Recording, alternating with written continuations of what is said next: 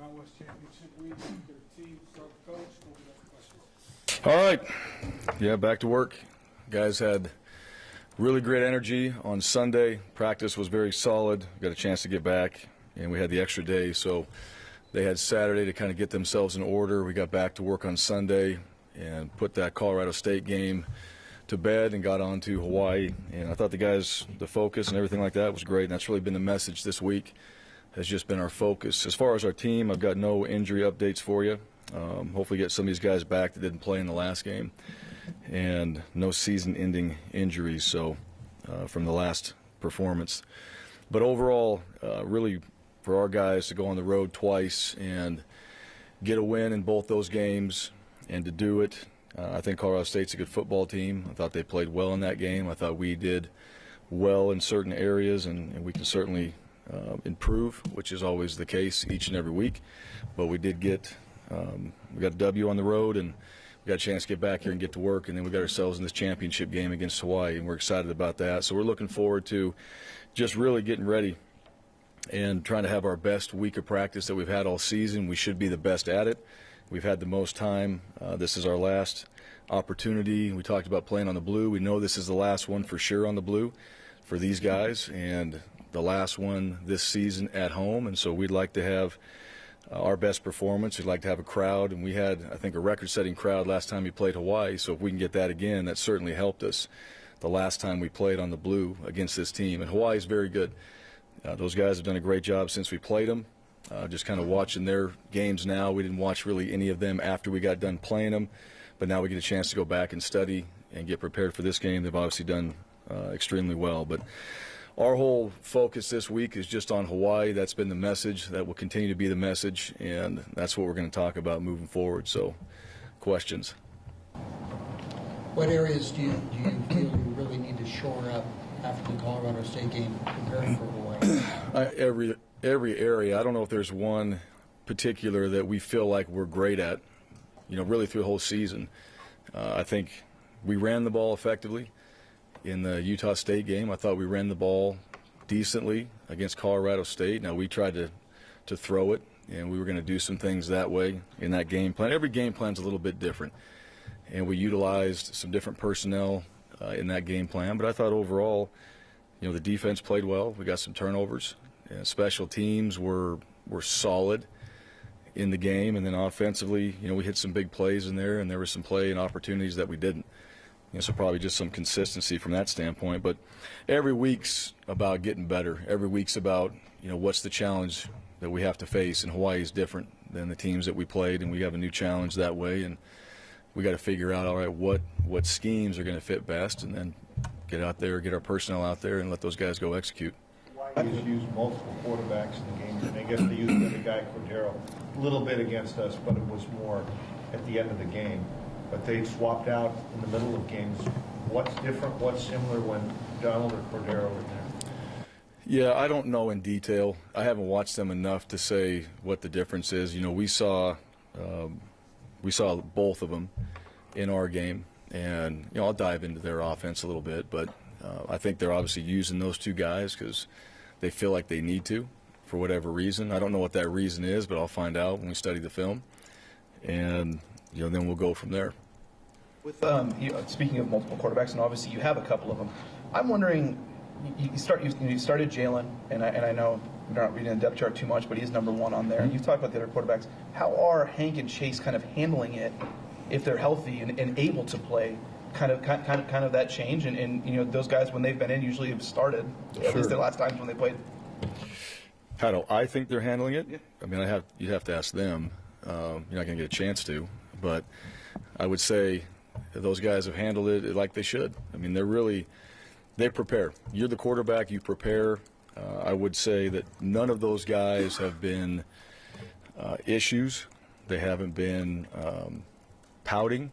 Any of that. I mean, they know how to prepare themselves to perform, and right now, I mean, that's what their responsibility is. That's what their role is on this team, and all those guys have been in that role. So you got to accept that role and you don't always have to like it, but you need to accept it. That's what your role is right now. Get yourself ready to play and make sure that you're prepared. So if you get your opportunity, you go out there and you can execute. If you don't, you're going to look foolish, and we're going to look foolish, and we're not going to perform well, and the rest of the team suffers. If we got guys on this team that are just about they're going to work hard when they're playing, then that's what it becomes about. We have a problem. We haven't had that this season. I don't think we have a problem in that room either. Get yourself ready to play. All those guys, like I've told you before, they're available to play, and get ready. Can we look into the depth chart at all? I mean, it changed for the first time this week, all year. Is there anything to that with Jalen being on top of it now? Yeah, absolutely there is.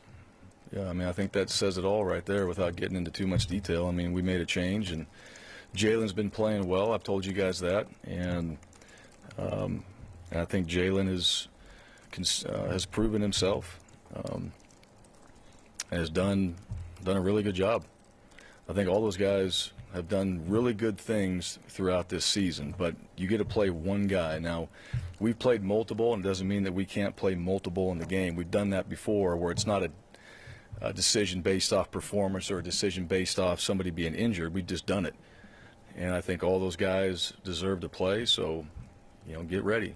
Get ready to play and go out there and perform. If it's all three playing, it's all three playing. But Jalen certainly earned that opportunity where we are right now to go out there and play. And fully expect him to prepare this week and get himself ready to go. And no different in that room.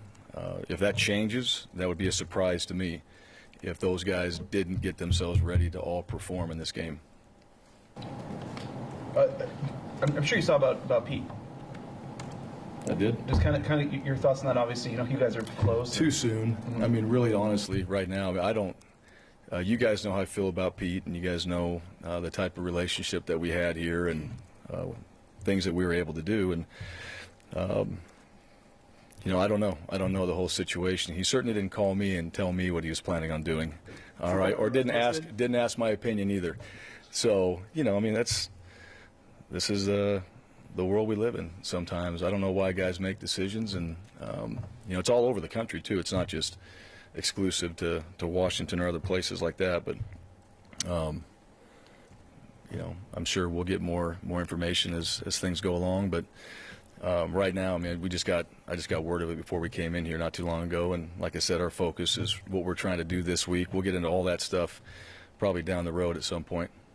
Curtis was saying at that moment after the championship game last year when he was sitting on the field, he was kind of emotional, had to be helped off after the way you guys lost the game last year. It was kind of, he still has the picture, and it's kind of stuck with him. Do you get a sense with the way last year ended that this team is motivated, for this game? Probably. That was last year. I've moved on. I don't know how to answer that. It's over. It was over the day we walked off the field last season, so we moved on. Look where we are now again, back in it. So obviously we learned something, right? We've done it 3 years in a row. The last time you guys played Hawaii, you did play all three quarterbacks. Did you go back and did you learn something about any of those guys during that game? Yeah. And it seemed like there was an intent to use Jalen even in that game before Hank went down too, it seemed. Oh, he was playing. Yeah, Jalen was in the game plan. Hank was in the game plan, obviously. Chase was in the game plan. All three of them were in the game plan. So that was by design. And again, it kind of goes back to the questions you guys are asking about that group. What are we doing? Well, all those guys are able to play. All those guys are capable of going out there and executing. Then we'll utilize them. The hard part, we move receivers around, or we change DBs or a linebacker. Nobody says a word. You change a quarterback, and it's like, what's happening? And that's just not how we operate. And those guys know that. So Jalen did some good things in the game. Obviously, Chase did some really good things in the game, and Hank did some good things in the game. So all those guys contributed to a really good performance that night. And, those guys remember that now too. And they know what they did, and they know how they performed. They know how many plays they got in the game. So don't think they're not scratching and clawing and trying to get back into it. And that's the thing about that group. They want to play, so we'll figure it out. We don't quite have the plan put together yet, but we'll figure it out. We've dealt with this the last couple of years. You remember a couple of years ago it was like, man, I have to play a team twice in one season. You never do that in college football. And now this will be 3 years in a row you've done it. What have you learned from going through that the last couple of years of having that sort of rematch element? Yeah, well, it's last year or 2 years ago, right? The Fresno State one, that was the one that was probably the most difficult because you had it back to back. You know, these with the Fresno game and now the Hawaii game, there's been some separation between our games and all that. So you just go back to prepare. You obviously go back and you watch your game that you played in against them. Both teams will do that. And then, you know, there's just been a lot of things since we played Hawaii that we've done different. There's a lot of changes that have happened. There's been a lot of things that we've done differently.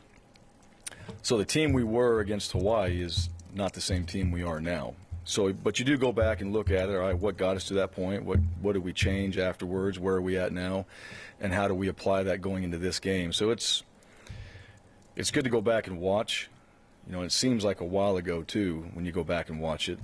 But at this point, we played, you know, a few games in between, and now a lot of different things have happened.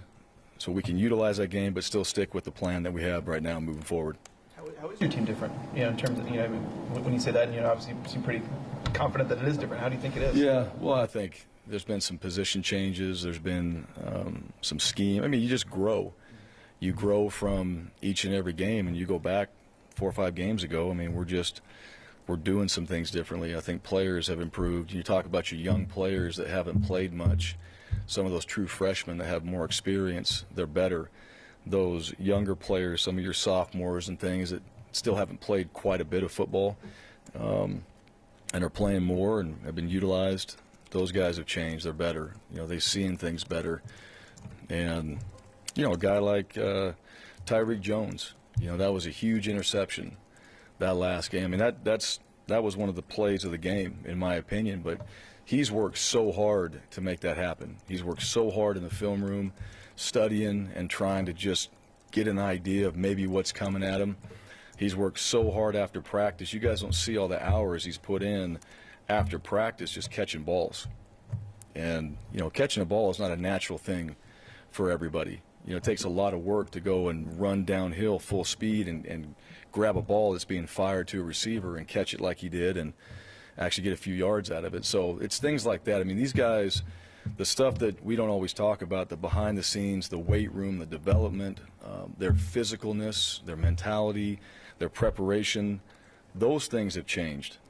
You know, that's what I see. I mean, our team is just, the mindset of it has changed, you know, from every single game. And sometimes guys are a little bit better, sometimes a little bit worse, but they've made progress in a lot of areas.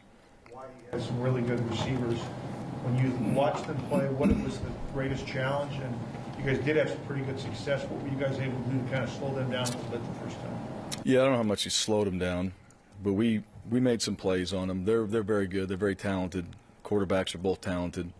McDonald was the guy that we got a chance to see the most of last time we played. But, you know, you just got to – there's different wrinkles and things that we can do, but, you know, sometimes there's some one-on-one matchups, and you got to find ways to win those one-on-one matchups in those situations. But, like I said, they're very talented. I mean, these guys are number one in a lot of categories, and the way they play, the way they have played, especially to finish out the season. You know, we got a lot of work to do this week because we haven't quite seen this type of team or what they do. We've seen some different schemes over the last few games that you have to change and adjust. Now you got to go back to this one and be ready for this game and adjust to what they do and get prepared for it. And they've gotten better as the season's gone on too. So we're playing the same team, but it's a new challenge. It's a new challenge for our guys.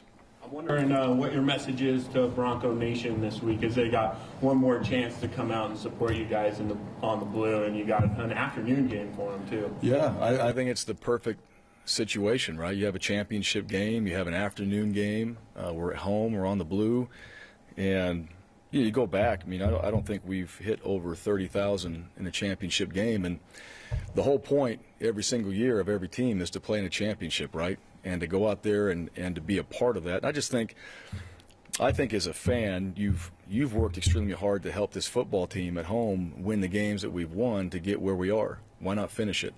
Why not be out there and finish it? Be a part of something. You know, if you haven't had something, I don't know, positive maybe or something inspirational, in your life in a while, come out to a championship game and be a part of that. Come out in the field. You know, hopefully we have a chance to win the game and be a part of it. You know, there's a lot of positives to be in there. And certainly the time is not an issue. It's on Saturday, the team we're playing. I mean, there's no negatives that way. And, you know, we got a lot of fans that I know want to be there, and I expect they'll be there. And we got a lot of season ticket holders that need to get their tickets and come to the game and be a part of it. And there's no reason Albertson Stadium for a championship game, and this is the third year in a row, so I'd say the third time's the charm. Let's get everybody out there packed and set a record for a championship game, and then, you know, see what happens after that. But we need everybody to do it. We'll go out there and play and be ready, but it's a lot more fun when Albertson Stadium is rocking like it was when we played against Hawaii. And I know our players, like I told you before, it's very easy to motivate your team when you got a packed house and they come out there and see everybody in the stands. It's a lot different. So hopefully everybody hears me on that and comes out and they're a part of it and they get to celebrate the game that we're in. And then, you know what, we take care of business and we can get a chance to go out there and play our best football. Then hopefully we have a chance to win it and they all get to be a part of it. The win against Colorado State gave you guys enough percentage points to jump Ohio State as the winningest team in college football history. And I know you said embrace the past before, and that's something that obviously goes back to the beginning. So how cool is it to kind of look at that thing and realize that it really does connect the past to the present? Well, think about that. The best, right? You get to be a part of that. And, you know, there's a lot of guys in this program, there's people in this program that have been here a while that had a chance to be a part of a lot of those wins and success. So it means something. And that's a lot of hard work to do. You know, everybody's always excited about the quick riser, all right? The team that didn't do anything and all of a sudden now they're doing something, right? And then the teams that consistently win over and over and over and over, well, you know, now what, maybe it's boring at some point, right? How hard is it to do that every single year? And those are the teams, those teams that have won championships year after year in different sports. I look at those teams, you know, the quick risers, the ones that come from, you know, the 4-win season to the 9-win season or whatever it is. Everybody's all fired up about that. All right, you can do anything one time. Do it over and over. Do it consistently. And see how difficult that is, because everybody knows that you've had success. Everybody's trying to beat you. All right, there's obviously a lot of people that want to see that happen because they always want to see somebody get knocked off, right? And somebody else take over. And, you know, it's a little bit like Alabama. You watch that team's been as successful as any team in the country, and Auburn beats them, and it's like, you know, what happened to Alabama? I mean, you kidding me? They've been in the national championship game for how many years? So, you know, I guess I tend to drift more that way, being a part of a program like this, and certainly enjoy being more of a program like this than the one you have to come from a 4-win season or whatever and then go win 8 or 9 and everybody's fired up on that. So hard to do. Those teams that we're ahead of right now, and you think about Ohio State, they're the best. Michigan was up there too. I've seen the stat. Michigan, they're one of the best. So that says a lot about our program, and we haven't had as much history as those programs have had. So we've had to do it in a shorter amount of time. So all those teams in the past that were a part of this, all the players, all the coaches, you know, this is really a lot of their hard work. So we'll embrace that, and then our job is to make sure that we can continue doing the very best we can so we stay on top. That's our goal. In your time coaching quarterbacks, have you seen someone kind of take a leap, I guess, at his age, like Jalen? I mean, you might from a redshirt freshman to a sophomore, something like that, but Zach was saying it was even in fall camp, but he really started to notice a difference. And is that accurate for you? I mean, did you really just start, you know, that was only 4 months ago. Well, you know, Jalen, we only had Jalen for a couple years. So we've only got a chance to work with him, and I do think we can coach quarterbacks. I think we can get guys developed, and I think there's a way that we do things that helps those guys. But if you're not willing to do all those things, then you're not going to make the leaps like Jalen's made. I mean, he's willing to do it. I think I've said this several times about him. This guy will work. This guy has got that in him where he will work, period. And if you give him an assignment or this is what you need to do, he's not ever going to be like, I mean, he jumps right into it and does it. You know, not everybody's like that. Everybody there's a lot of guys that that position that are hesitant, or they got other people that think they might know more. And it's just nice to you work with a guy, he trusts what you're doing, he understands the history of that position, especially at a place like this, and goes, yeah, okay, here's how we're going to do it, and here's a formula, here's a blueprint. You don't always get guys like that. Some guys have their own opinions and a lot of outside noise that creeps in and feel like they can do things whatever way they want to do it, and it just slows their progress down. And right or wrong, it doesn't mean that we have the best formula. I just know when you're all in on one plan, it usually works better, and he's been that way. He's been all in on one plan, and hell, at least we can make some progress. And he's certainly made it, and you're seeing it right now. And I'm proud of him for that. I'm proud to see that he, even being in the position that he was in at the beginning of the year, he's still working at it. Because very easy for a guy to shut it down and then get your opportunity, and all that work and time was wasted, and he did not do that. Is he the strongest grip of anybody on the team? What's that? His grip, I joke about with Zach. When you shake his hand, it's like the strongest of everybody on the team. And there was a play against CSU where he was kind of throwing it. He got hit, but he held on to it. Yeah. I don't know if you've noticed that. I've noticed it. Okay. Yeah, I noticed it. Yeah, he's got strong hands. He absolutely does. That's part of playing that position. But he's, again, go back and we're talking football, just on the field stuff, but the weight room, again, I'll say it about Jalen, man, that guy works. That guy works, and that's the thing that any of our players in our team, but I respect that about guys. When they work and put in the time, and you see the results, and you see a guy go out there and have some success, I mean, that's what it's all about, those type of things. With Khalil, whether he's been catching big passes or taking snaps, when he touches the ball, good things happen recently. Is he a guy that you go into a game where you're saying, like, he needs X number of touches for us to be successful? Yeah, we need to give him the ball. Absolutely. You have game plan saying certain number of touches? No, there's like no specific number. He hasn't negotiated that with me yet, so maybe he will. But no, there's no specific number on like plays that we try to get guys. But the guys that you're going to have in on certain things. There's a way to get a guy a ball. He's touched the ball in a few sweeps and different things like that. That's a way to get him the ball, and we can guarantee that. Sometimes in the pass game you can't guarantee it. The guy might be covered, right, and you're on to the next read or whatever. But he's certainly a guy that we try to find ways to get him involved. Now, he's involved on special teams too. That's part of it. So he's been involved that way. Hightower, AK. I mean, all these guys, it's really all the same. We're just trying to, how do we get him involved? How do we utilize them? Tight ends, we obviously had Callingham. That was a big game for him, which was great to see. And we try to utilize those guys in that plan, and we'll kind of see how it goes this week. Every week's a little different. It kind of just depends on where they fit, and then also what you're getting from the defense. Who's going to be the guy that's going to get a little bit more touches this week, and you try to manage that a little bit. I don't know how much you can go into this, but the shovel pass has been really successful for you guys.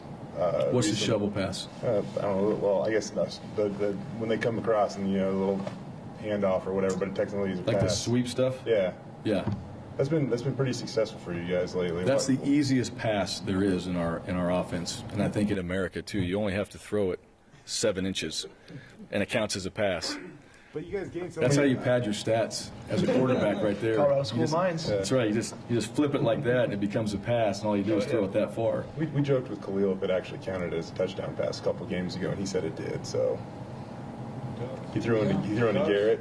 Oh yeah, Yeah. it's forward. Yeah. Absolutely. Yeah, that was legit though. That was a 2.5-yard pass. Exactly. That was legit. That was a legit one right there. That took a lot of work, but. What is the? I mean, like, I don't know. As much as you can, like, obviously, you kind of are trying to, utilize the width of the field, I guess, there. But like, why is that such a successful play at times? Well, we're not the only team that runs it. I mean, I've seen it. Everybody runs a version of it. I don't know. I mean, it's just like I said. Every week's different. It's not one of those like we have to have this. Some weeks we have it. Some weeks we don't. Sometimes it just works out that way. And the one that Khalil had, I mean, that was like a Thursday made-up play, right there. I mean, is what it kind of turned out to be. So, Thursday made-up play? Yeah, it just kind of happened. It just kind of happened out there. So, but, you got smart guys. Things happen, and little creativity, and don't know if we'll ever use it again, but it worked in that situation.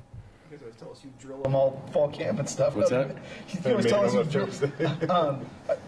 A bit, maybe random bit. Jake Plummer's going into the College Hall of Fame next week. And obviously, you were around him quite a bit, a little bit growing up. Can you Sure. kinda tell me a little about, what it was like. I know you guys, grew up around each other, played youth baseball and stuff like that. Yeah, well, I saw that, and I actually got to reach out to him because that's pretty awesome. He was, here's the guy. Like, he's the guy, right? You grow up, and he was older. His brothers, they all played handball. They were all very competitive. But Jake was the guy.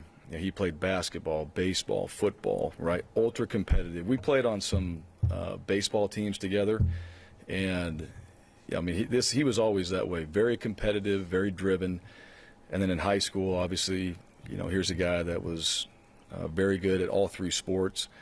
But you ever watch him play like Jake? He threw a pick. I don't remember what game it was. It was on the blue out here. But he threw a pick, and he was the first guy down there, and he absolutely just wiped out the dude that picked it, right? And, just like that mindset, that wasn't out there to try to, like, slow a guy down. He was out there to go play the game and to play it to the best of his ability. And that's what I remember, because we did grow up around each other, but then watching him and watching how he played and watching how he competed and then what he did at Arizona State.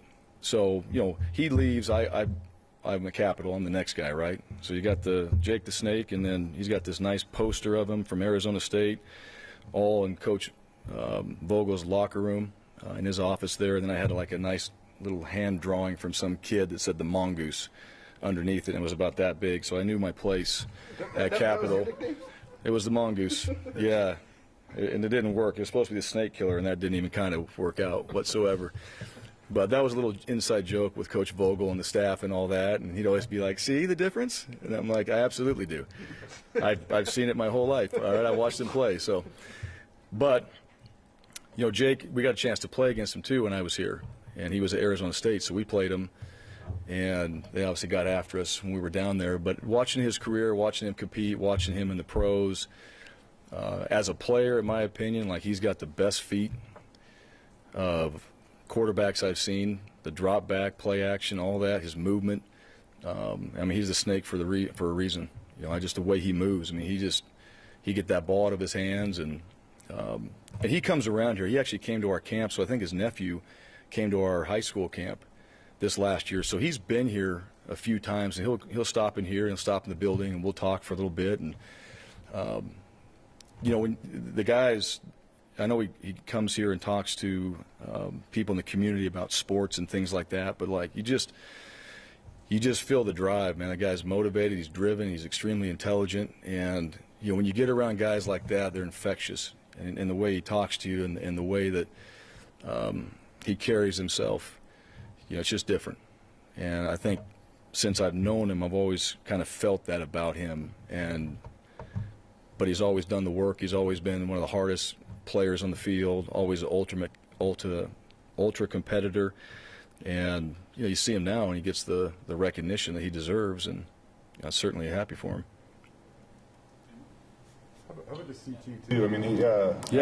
He kind of went through a couple games there where he wasn't super involved. Got off to a great start this year, but he touchdowns in back-to-back games, and made about as nice a catch as you can on that adjustment over on the sideline. He's had the catch of the year right there. That was fantastic. We showed it in the team meeting, and to see him, both feet, concentration, all that. He's a tremendous receiver. That guy can catch the ball. He can track the ball really well, and he's a playmaker. So getting him back in the mix and utilizing him, that's been huge. He did go through a little period there. We didn't have many touches, and all of a sudden, that's what I'm saying. Like, guys like that, at some point you touch the ball, and then you don't.